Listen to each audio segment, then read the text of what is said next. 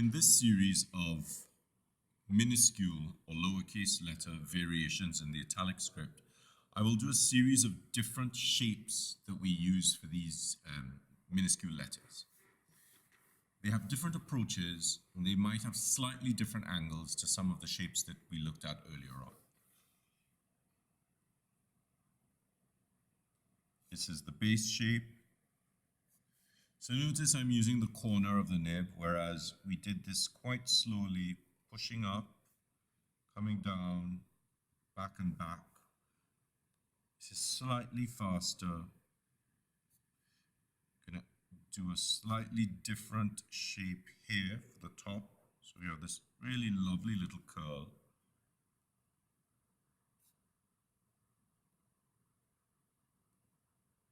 Up and down.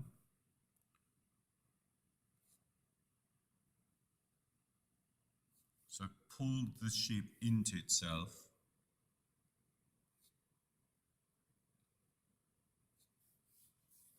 And then we're going to do a much more open base. So as you can see, this shape looks like a pyramid. So we're moving from something that's an upright rectangle across to slightly tilted and then into a pyramid. With the B, when you do the bracketed serif,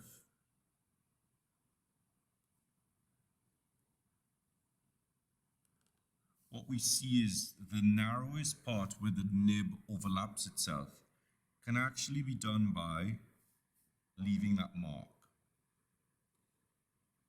It's really important to know where that is because a bracket is always taller than a straight line.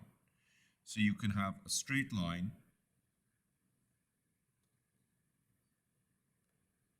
we can have a little mark,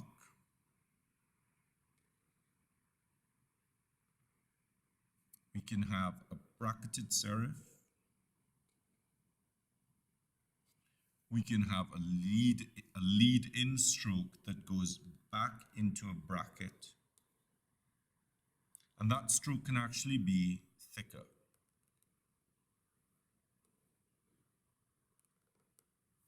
We'll look at some additional variations for these in the flourishing section. C, little line, back and out. Now you wouldn't think that such a small letter can have variations. We can go back and over rather than a bracket. You could even go underneath the line if you needed to, just to create a little bit of up and down movement in the word.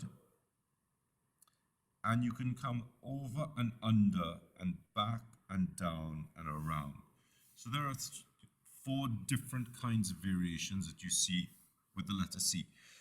There is another variation which uses the corner of the nib, and it's just that. So we've added a little bit. Now you can produce that with a turn, but it can influence the rhythm of the writing of the script.